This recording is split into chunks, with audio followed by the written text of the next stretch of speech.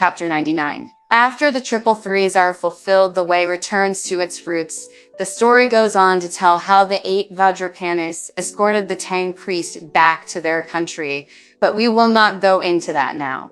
Outside the gates, the protectors of the 4 quarters in the center, the 4 deity gods, the 6 dings, the 6 jings, the 6 jayas, and the guardians of the faith, went up to the Bodhisattva Guanyin and said, "We, your disciples, have given secret help to the holy monk in obedience to your Dharma command." Bodhisattva: "Now that they have fulfilled their deeds, and you have reported your mission accomplished to the Lord Buddha, we would like to report the completion of our mission." "Permission granted." The Bodhisattva replied with delight. "Permission granted." The Bodhisattva then went on to ask, what were the thoughts and actions of the Tang priest and his 3 disciples on their journey? They really were pious and determined. The deities all replied, "As we are sure will not have escaped your profound perception." But the Tang priest's sufferings truly beggar description. Your disciples have made a careful record of the disasters and hardships that he has endured on his journey. This is the account of his ordeals. The Bodhisattva read it through from the beginning, and this is what was written in it. We protectors were sent at the Bodhisattva's command to keep a close record of the Tang priest ordeals. The golden cicada's exile was the first ordeal. Being born and almost killed was the second ordeal. Abandonment in the river under the full moon was the third ordeal. Finding his mother and getting revenge was the 4th ordeal. The tigers he met after leaving the city were the 5th ordeal. Falling into the pit was the 6th ordeal. The double-forked peak was the 7th ordeal. The double boundary mountain was the 8th ordeal. Exchanging horses at the ravine was the 9th ordeal. The fire at night was the 10th ordeal. The vines of the cassock was the 11th ordeal. Subduing pig was the 12th ordeal. The obstacles created by the yellow wind monster were the 13th ordeal. Asking the help of Lingji was the 14th ordeal. The hard crossing of the Flowing Sands River was the 15th ordeal. Winning over Friar Sand was the 16th ordeal. Winning over Friar Sand was the 6th ordeal. The appearance of the 4 holy ones was the 17th ordeal. In the Wushuang Temple was the 18th ordeal. The difficulty of reviving the man fruit was the 19th ordeal. The dismissal of the mind ape was the 20th ordeal. Getting lost in Black Pine Forest was the 20th ordeal. Getting lost in Black Pine Forest was the 21st ordeal.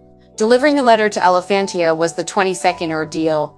To be turned into a tiger in the palace hall was the 23rd ordeal. Meeting the monsters on Flat Top Mountain was the 24th ordeal. To hang in the Lotus Flower Cave was the 24th ordeal. The rescue of the king of Wuji was the 26th ordeal. The transformation by the demons was the 27th ordeal.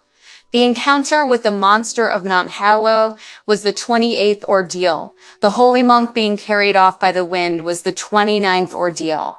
The attack on the mind ape was the 30th ordeal. Inviting the Holy One to subdue the fiend was the 31st ordeal. Sinking in the Black River was the 32nd ordeal. The moving tarry cart was the 33rd ordeal. The enormous wager was the 34th ordeal. Casting out the Taoists and promoting the Buddhists was the 35th ordeal. The great river met on the way was the 36th ordeal. Falling into the river of heaven was the 37th ordeal. The appearance with the fish basket was the 38th ordeal. Meeting the monster on Mount Jindo was the 38th ordeal. All the gods of heaven being unable to subdue him was the 40th ordeal. Asking the Buddha about his origins was the 41st ordeal. To be poisoned by drinking the water was the 42nd ordeal. Being kept in womanland of Western Liang for the wedding was the 43rd ordeal. The agonies of the Peapod Cave were the 44th ordeal. The mind ape's second dismissal was the 45th ordeal. Telling the macaques apart was the 46th ordeal. Being held up by the fiery mountains was the 47th ordeal. Obtaining the plantain leaf fan was the 48th ordeal. Tying up the Dean King was the 49th ordeal. Sweeping the pagoda in Jizai City was the 50th ordeal. The recovery of the treasures and the rescue of the monks were the 51st ordeal. Reciting poems in the Thorn Forest was the 52nd ordeal. Trouble in the Lesser Thunder Monastery was the 53rd ordeal. The capture of the heavenly gods was the 54th ordeal. Being stopped by the filthy Rani Persimmon Lane was the 55th ordeal. Healing in Purpurea was the 56th ordeal. Saving from debility was the 57th ordeal. Subduing things and rescuing the queen was the 58th ordeal. Delusion by the 7 passions was the 59th ordeal. The wounding of the many-eyed monster was the 60th ordeal. Being held up by the lion was the 61st ordeal. Dividing demons into 3 categories was the 62nd ordeal. Meeting disaster in the city was the 63rd ordeal. Asking the Buddha to subdue the demon was the 64th ordeal. The rescue of the boys in Bixaland was the 65th ordeal. Telling the true from the evil was the 66th ordeal. Saving the monster in the pine forest was the 67th ordeal. Lying sick in the pine forest was the 67th ordeal. Lying sick in the monastic cell was the 68th ordeal. Capturing the bottomless cave was the 69th ordeal. Delays in Dharmata structure were the 70th ordeal. Meeting the monster on Hidden Clouds Mountain was the 71st ordeal. Begging for rain in Fengxian was the 72nd ordeal. The loss of the weapons was the 73rd ordeal. The Rake Banquet was the 74th ordeal. Troubles on Bamboo Mountain were the 75th ordeal. Suffering in Dark Essence Cave was the 76th ordeal. Catching rhinoceros was the 77th ordeal. Being required to marry in India was the 78th ordeal. Imprisonment in Brazen Tower was the 79th ordeal. Casting of the body at the Ling Yun Crossing was the 80th ordeal. The journey was one of 36,000 miles, and the ordeals of the holy monk are all clearly recorded. Casting her eyes over the record, the Bodhisattva quickly said in the Buddhist school 9 nines are needed before one can come to the truth. The 80 ordeals that the holy monk has endured are one short of the full number. Go after the Vajrapranas, she ordered a protector, and tell them to create another ordeal. The Protector headed east by cloud as soon as he was given this order, and after a day and a night he caught up with the 8 Vajrapanis. It's like this, you see, he said, whispering in their ears in explanation, adding, so you must do as the Bodhisattva commands and not disobey.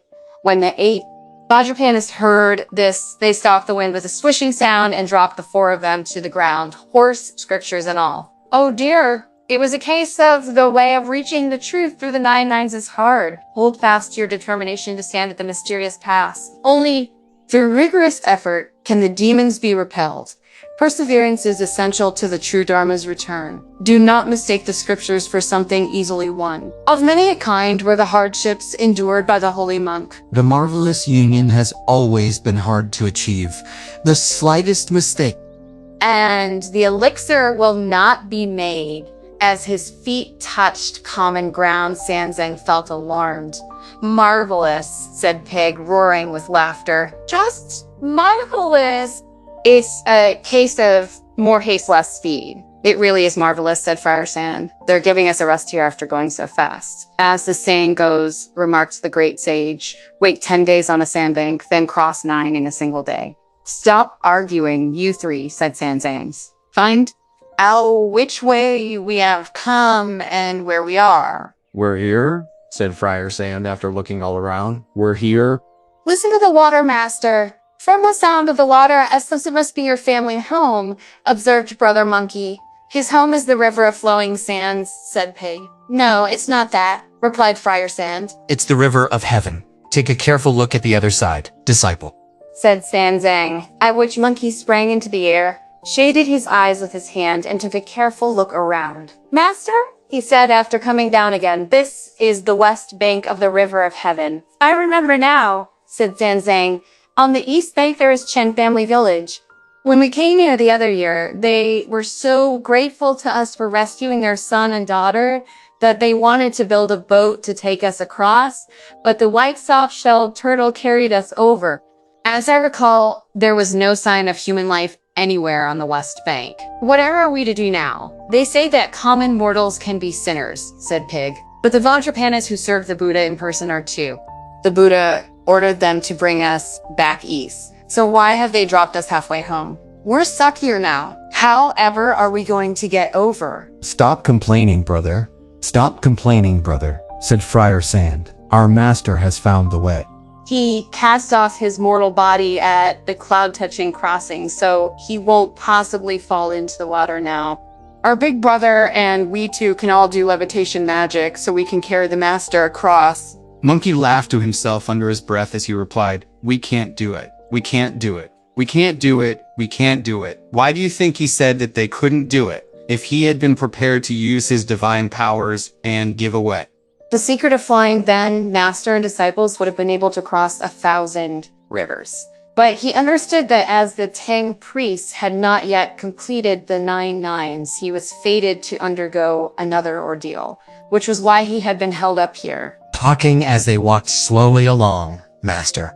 And disciples headed straight to the riverbank, where all of a sudden they heard someone calling, "This way, Tang priest, this way." They were all surprised, and when they looked up, there was no sign of anyone around and no boat either. There was only a big, white, scabby-headed, soft-shelled turtle raising its head by the bank and calling, "Master, I have been waiting for you all these years." "Why have you only just come back?"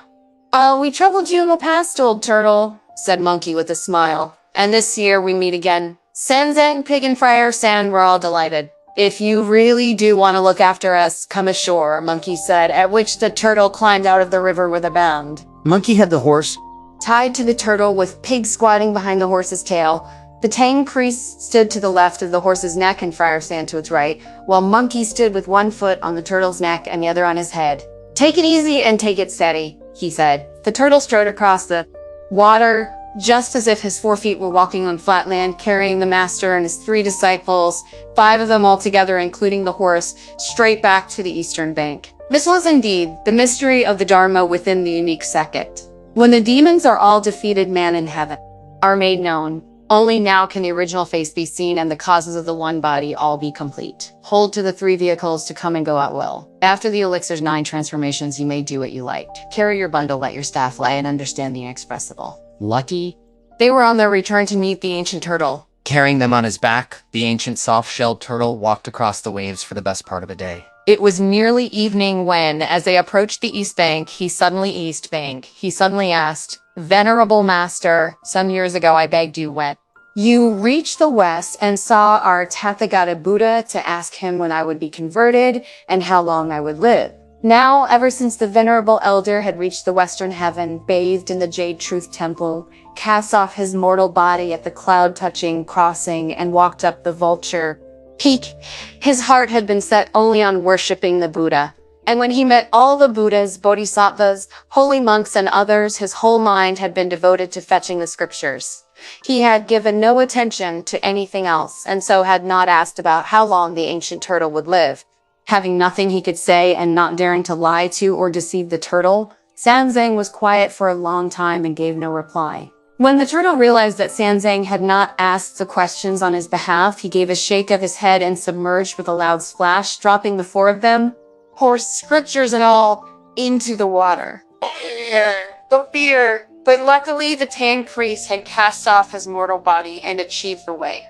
If he had sealed in, as he had before, he would have sunk to the bottom. It was also lucky that the white horse was a dragon, that Pig and Friar Sand could swim, and that Brother Monkey gave a smiling and magnificent display of his great magic powers as he lifted the Tang priest out of the water and up the east bank. The only thing was that the bundles of scriptures, the clothes, and the saddle were all soaked. Master and disciple were all soaked. Master and disciples had climbed up the bank to get themselves sorted out when a sudden fierce wind blew up. The sky turned dark, and amid thunder and lightning, stones and sand flew all around. This is what could be seen. A wind throwing heaven and earth into chaos. Thunder rocking mountains and rivers. Lightning flying like fire through the clouds. Mists covering all of the earth. The wind howled. Loud roared the thunder. The lightning streaked red while clouds blocked out the moon and the stars. The wind-blown dust drove into the face, and tigers and leopards hid in terror. The lightning flashes set birds cawing, and tress all vanished in the spreading mists. The wind whipped up the waves of the river of heaven. The thunder terrified the fish and dragons in the river of heaven. The lightning lit up the whole of river of heaven. The lightning lit up the whole of river of heaven. The mists enshrouded in darkness the banks of the river of heaven. Splendid wind, mountains toppled, pines and bamboo fell. Splendid thunder, its majesty alarmed insects and spread terror. Splendid lightning, it moved across the sky and lit up the wilds like golden snakes. Splendid mist, darkening the whole of space, obscuring the 9 heavens. This alarmed Sanzang. who pressed down on the bundles of scriptures while Friar Sand held down their carrying pole and Pig clung to the white horse. Monkey, however, swung his iron cudgel around with both hands as he kept guard to both right and left. No, the wind, mist, thunder, and left. No, the wind, mist, thunder, and lightning were all signals made by evil demons who wanted to steal the scriptures that had been fetched. They tried all night to grab them until the dawn. Only then did they stop. The venerable elder, whose clothes were all soaking wet, shivered and shook as he said, "How did all this start? Walk on?" "Master," Brother Monkey replied, snorting with fury, "you don't understand the inner truth. By escorting you to fetch these scriptures, we have won the great achievement of heaven and earth. You will enjoy perpetual youth, and your Dharma body will never decay." This is something heaven and earth can't stand for, and the demons and gods detest. They wanted to come and steal them in the darkness. But because the scriptures were soaked through and your true Dharma body was holding them down, the thunder could not bombard them, the lightning could not illuminate them, and the mist could not obscure them. It was also because I whirled my iron cudgel around to make its pure positive nature protect them. Since dawn, the positive has been in the ascendant again, which is why they can't take them now. Only then did Sanzang, Pig, and Friar Sand realize what had happened and all express unbounded thanks. A little later, when the sun was shining from high in the sky, they took the scriptures to the top of a high cliff, opened the bundles, and put them out to dry. The rocks on which the scriptures were dry in the sun remain there to this day. Then they spread their clothes and shoes out to dry beside the cliff while they stood there or sat down or leapt around. Indeed, the pure positive body was happy in the sun when negative demons dared not use their might. Even when water is dominant, the true scriptures will win, not fearing wind or thunder, lightning, mist, or light. After this clarification, they come to the true perception. From now on, they will reach the immortals' land in peace. On the rocks where the scriptures were dried, their traces still remain. Never again will any demons come back to this place. As the four of them were checking through the scriptures and drying them in the sun one by one, some fishermen who were passing the riverbank lifted up their heads and saw them. There, one of the fishermen recognized them and said, "Venerable teachers, didn't you cross this river the other year when you were on your way to the western heaven to fetch the scriptures?" "Yes, said Pig. "That's right." "Where are you from? How did you know who we are?" "We're from Shen Village," the fisherman replied. "How far is Chen Village from here?" Pig asked. "It's 7 miles south from this gulch," the fisherman said. "Let's take the scriptures to Chen Village and dry them there," said Pig. "There's somewhere we can stay there, and we'll be able to get something to eat. Besides, we can get their family to wash our clothes." That'll be best, won't it? "We will not go there," said Sanzang. "When we have dried everything here, we can pack up and find our way back." The fishermen who passed the gulch to the south happened to meet Chen Cheng. "You two old gentlemen," they called the teachers who went to be sacrificed instead of your children, "the other year have come back. Where did you see them?" Chen Cheng asked. "Drying their scriptures in the sun on the rocks," the fisherman replied. Chen Cheng then took several of his tenants across the gulch, saw the pilgrims, and hurried towards them to kneel and say, "My lords, now that you're coming back with your scriptures, your achievement completed and your deeds done, why don't you come to my house? Why are you hanging around here? Won't you please come straight to the house?" "We'll go with you when we've dried our scriptures in the sun," Monkey replied. "How did your scriptures in the sun?" Monkey replied. "How did your scriptures and clothes all get wet, my lords?" Chen Cheng asked. "The other year, the white soft-shelled turtle kindly carried us west across the river," Sanzang replied, "and this year he carried us across it eastward." "We were approaching the bank when he put some questions to me about the enquiries he had asked me to make with the Lord Buddha about how long he would live. Now I never made this inquiry, so he soaked us all in the water. That was how they got wet." Sanzang then told the whole story in all its details, and as Chen Cheng was so sincere in pressing his invitation, Sanzang could do nothing but pack up the scriptures. As it was not realized that the ends of several rolls of the Buddhakaritaka Sutra had stuck to the rock when wet, the ends were torn off, which is why the Buddhakaritaka Sutra is incomplete to this day, and there are still traces of writing on the rocks where the scriptures were dried in the sun. "We were careless," Sanzang said with remorse. "We did not pay enough attention. You're wrong, said Monkey with a laugh. You're wrong. Heaven and earth are incomplete, and this scripture used to be complete. Now it's been soaked and torn to fulfill the mystery of incompleteness.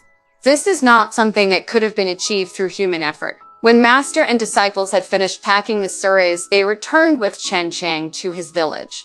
In the village, one person told 10, 10 told 100, and 100, 100, and 100, 1,000, till all of them, young and old, came out to welcome and see the pilgrims. As soon as Chen King heard of it, he had an incense table set out to greet them in front of the gates.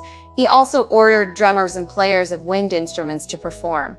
A moment later, the travelers arrived and were welcomed and taken inside. Chen King led out his whole household to greet them with bows and thank them for their earlier kindness in saving their son and daughter. Tea and a vegetarian meal were then ordered. But since receiving the immortal food and immortal delicacies of the Lord Buddha and casting off his mortal body to become a Buddha, Sanzang had lost all desire for mortals' food. As the two old men's urgings were so insistent, he took some of the food as a mark of gratitude. The great sage monkey had never been one to eat cooked food, so he said that will be enough. Friar Sand did not eat either, and even Pig was not the pig he used to be. He soon put his bowl down. Aren't you eating anymore either, idiot?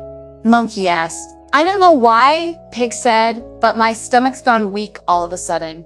The vegetarian banquet was then cleared away as the old men asked about how they had fetched the scriptures. Sanzang then gave them a detailed account that started with the bath in the Jade Truth Temple and the lightning of their bodies at Cloud Touching Crossing, and went on to tell how they had seen the Tathagata at Thunder Monastery, been feasted at the Jeweled Tower, gave him the scriptures and the precious library, wordless scriptures at first because when the Tuer hats had demanded presents, they had refused them, had gone back to pay their respects to the Tathagata again to be given the number of rolls in a single store, had been plunged into the water by the white soft-shelled turtle, and nearly had the scriptures stolen in the darkness by evil spirits. After telling all this, Sanzang took his leave. But the whole family of the two old men was not at all willing to let them go. We have been under a great debt to you for saving our children that we have not yet been able to repay. They said, we have built a temple of deliverance where incense has been burned to you ever since without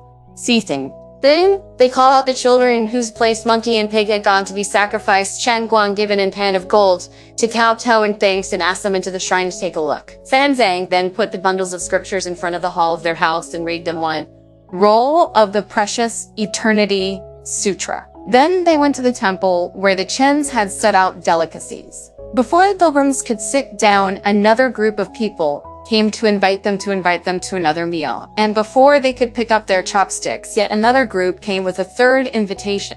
This went on and on without end, so that they had no chance to eat properly. Sanzang, who dared not decline the invitations, had to make gestures of eating. The shrine was indeed most handsomely built. The gateway was thickly painted in red thanks to the generous donors. A tower rose there where houses with a pair of cloisters had now been built. Red were the doors and the 7 treasures were finely carved. Incense floated up to the clouds. Pure light filled the vault of space. Some tender cypress saplings were still being watered. A number of pine trees did not yet form a grove. Living waters met one in front where the waves of the river of heaven were rolling. High cliffs rose behind where range upon range of mountains joined the earth dragon. When Sanzang had seen everything, he climbed the earth dragon.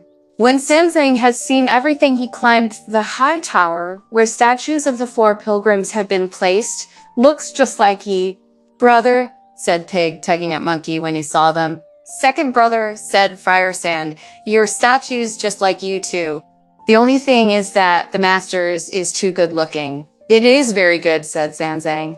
It is very good. They then came downstairs, where people were still waiting, and urged them to eat the vegetarian food that was set out in the hall and in the cloisters behind it. What happened to the Great King's temple that used to be here? Brother Monkey asked. It was demolished that year, the old men replied. My lords, we have had good harvest every year since this monastery was established, thanks to your lordship's blessed protection. That was heaven's gift, said Monkey with a smile. Nothing to do with us.